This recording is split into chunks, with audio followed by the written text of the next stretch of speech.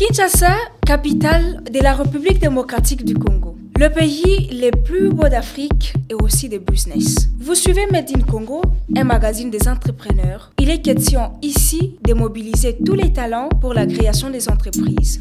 Nous sommes au quartier Vélodrome, dans la commune de Kintambo, plus précisément à l'arrêt pharmacie du Vélodrome.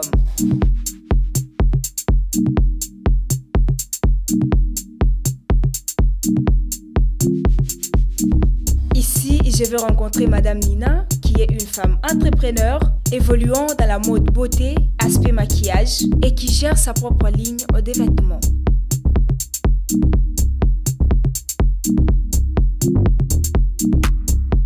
Nous allons tous découvrir qui est-elle. C'est parti!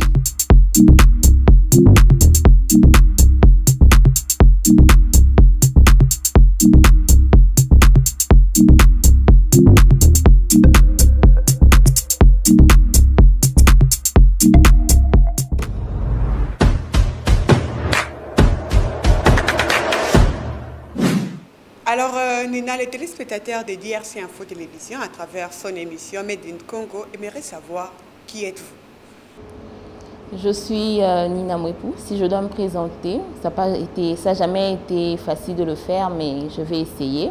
Je suis au départ licenciée en droit, entrepreneur, détentrice d'une marque de t-shirt et maquilleuse professionnelle. C'est ça, Nina Mwepou. D'accord, vous avez dit que vous étiez licenciée en droit.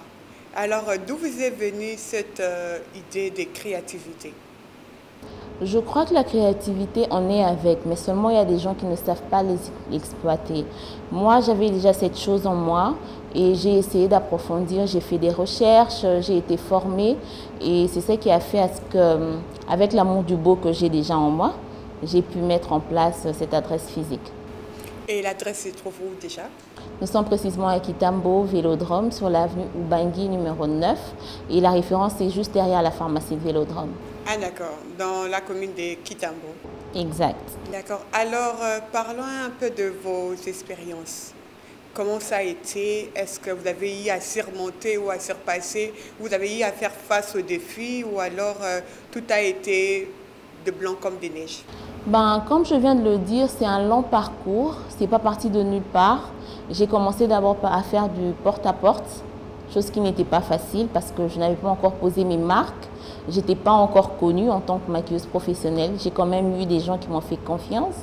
Et c'est parti comme ça. J'allais de porte-à-porte, je vendais mes services, j'essayais de trouver des bons produits pour satisfaire mes clientes jusqu'à en arriver à avoir une adresse physique. Essayez peut-être de nous expliquer en gros le mot que vous avez utilisé, porte-à-porte.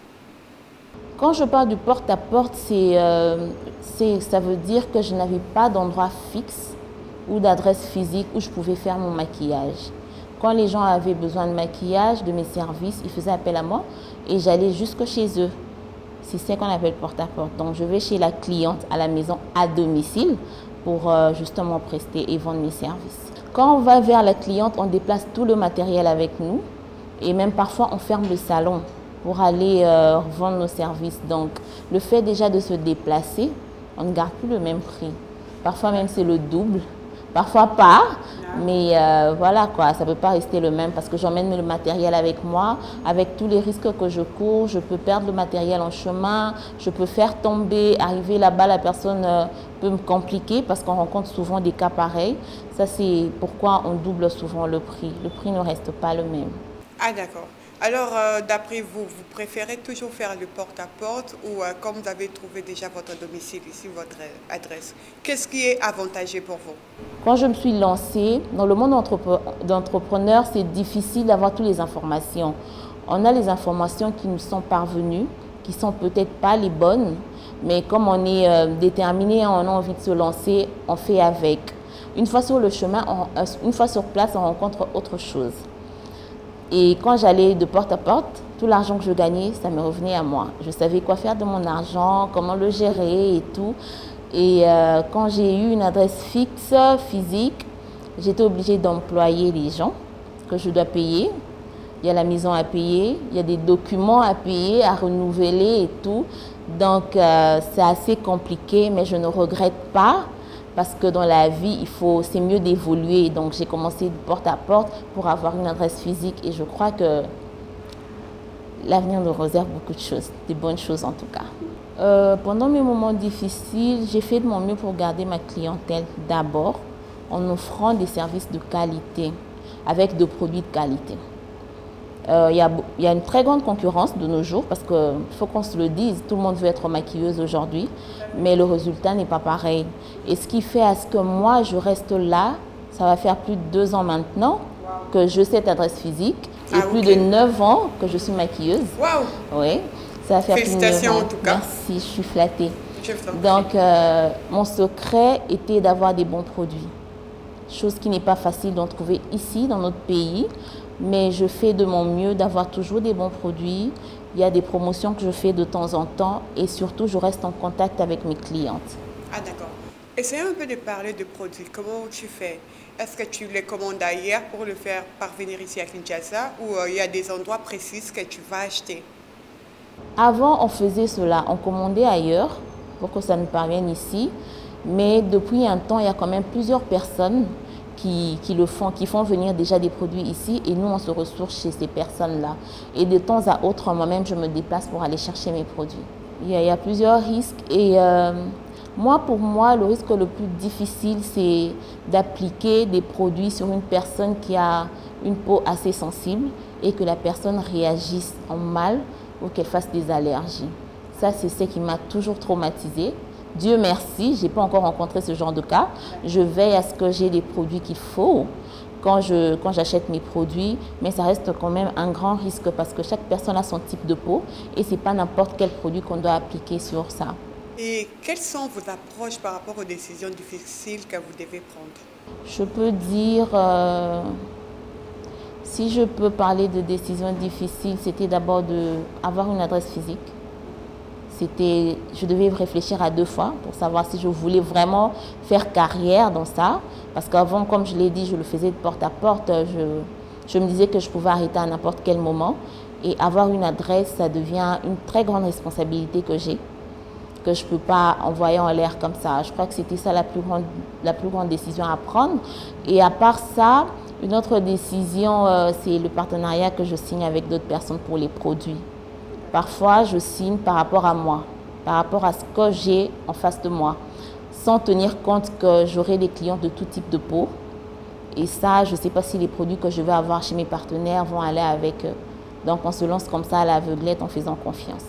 Alors, essayez un peu de nous expliquer par rapport à ce monde compétitif, comment vous faites pour gérer tout ça là? Pour moi, je pense que c'est facile.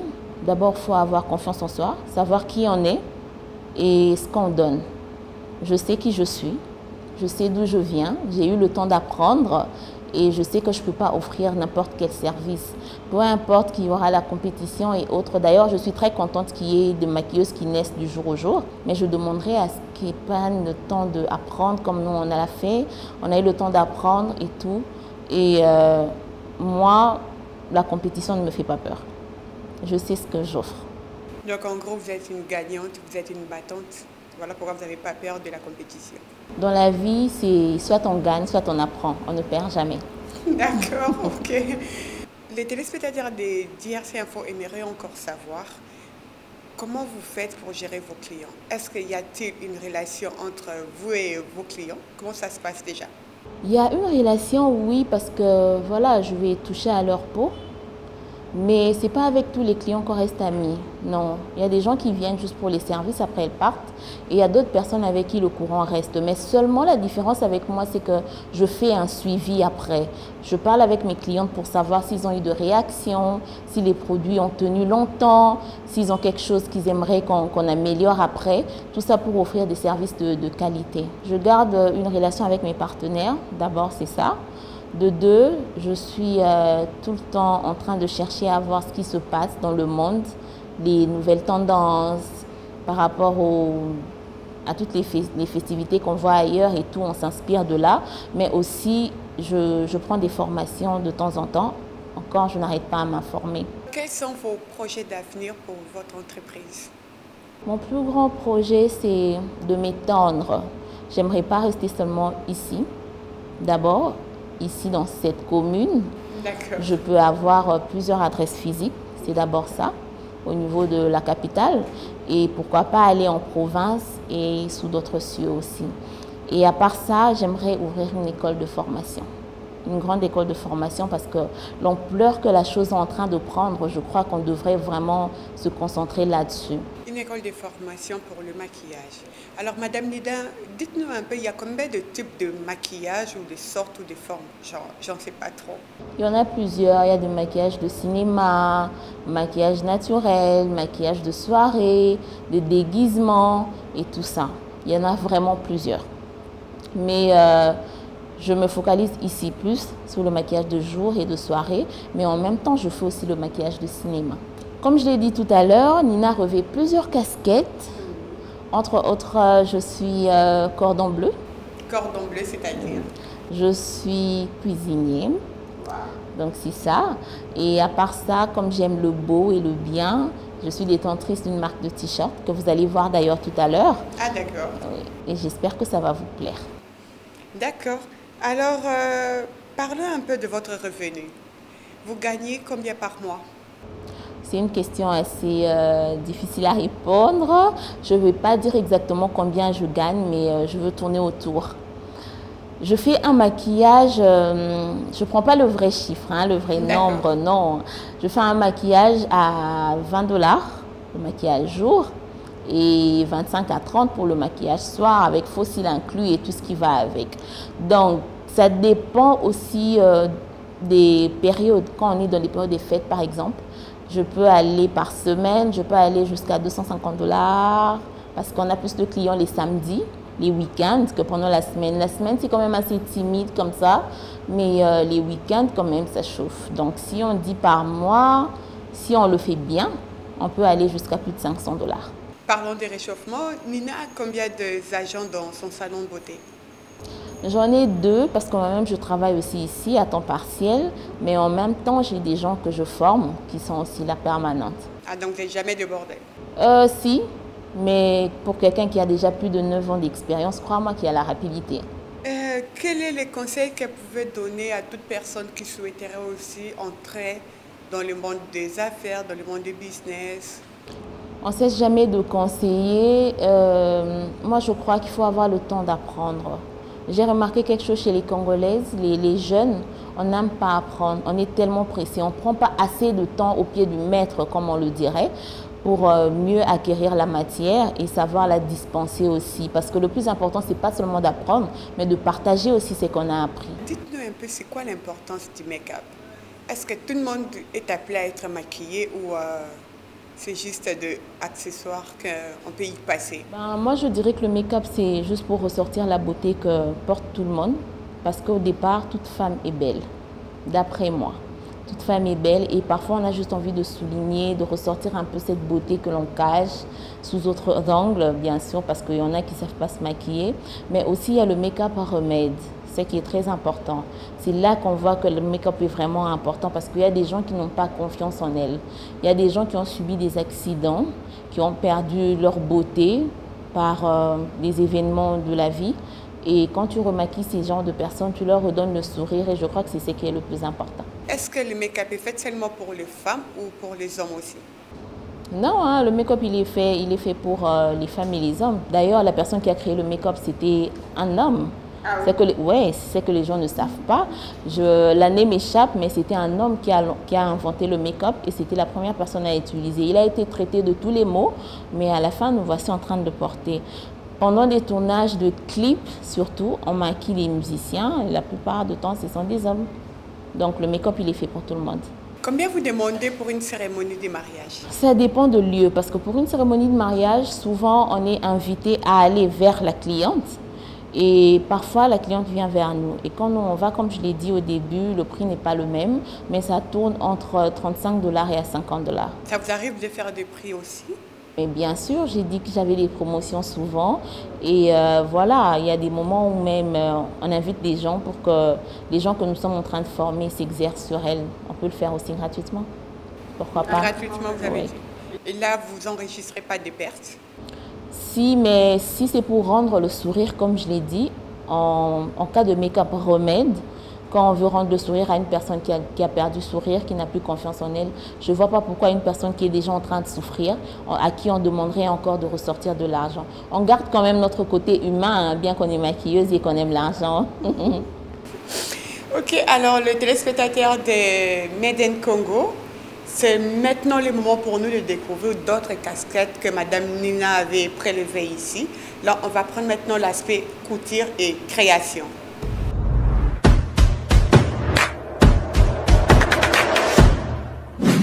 Derrière moi déjà, j'ai un mannequin. Alors vous allez découvrir comment le mannequin est habillé. Voilà. Ben, comme je vous ai dit tout à l'heure, que j'étais détentrice d'une marque de t-shirt, oui. C'est celle-là que je suis fière de présenter d'ailleurs. Moi, je ne fais que le design et tout, et puis après, ça passe au laboratoire pour concrétiser l'idée que j'ai en tête. Ici, on a un mélange du coton et du wax.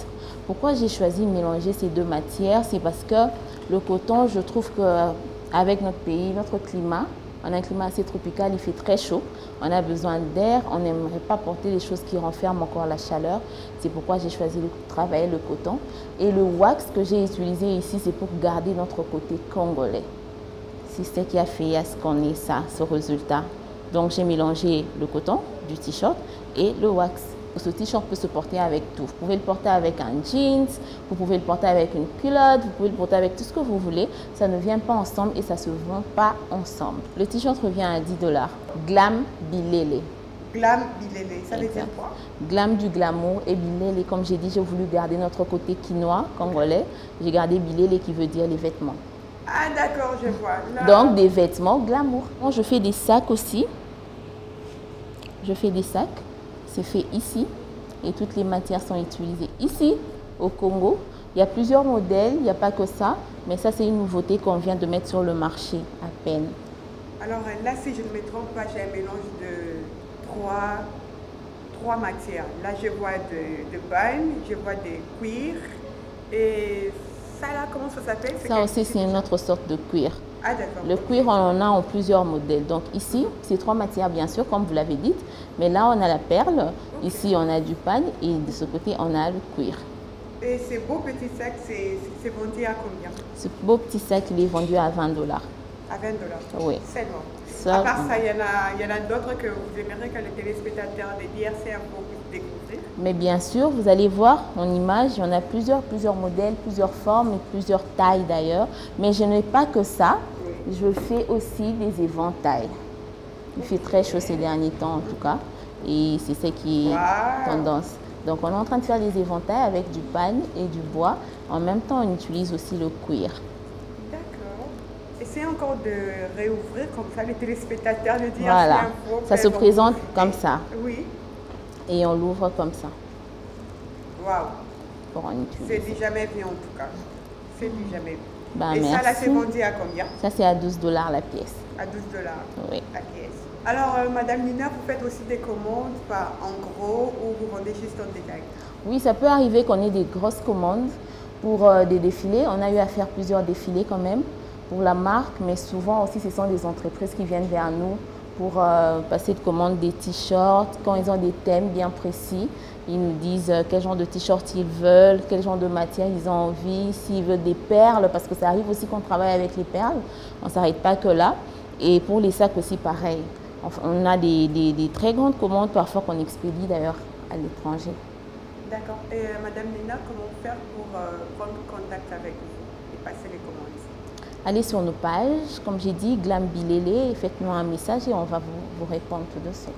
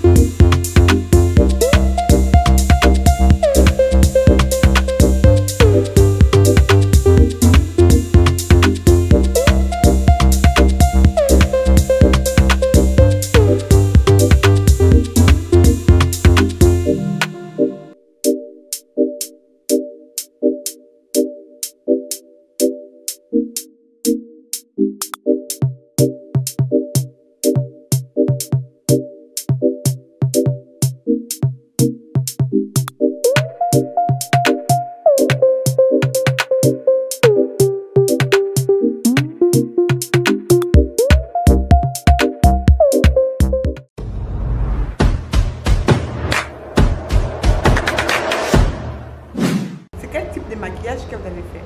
J'ai fait un maquillage de soir ou maquillage soirée. Ouais. Maquillage de soirée. Ouais. Et ça là, ça peut coûter combien? Ça, c'est dans les 35 $.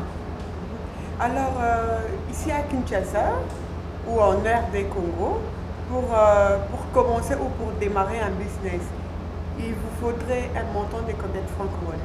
Je ne peux pas estimer parce que je ne connais pas de quel type de business il faut, mais je crois que chaque business a un montant bien précis pour commencer. Mais tu peux commencer un business avec peu d'argent et arriver jusqu'au sommet. Je suis en train de remercier toute l'équipe d'être passée chez moi. Merci parce que vous avez disposé de votre temps et j'espère que je vous recevrai encore très bientôt. N'hésitez pas de vous abonner sur cette chaîne, c'est de la qualité.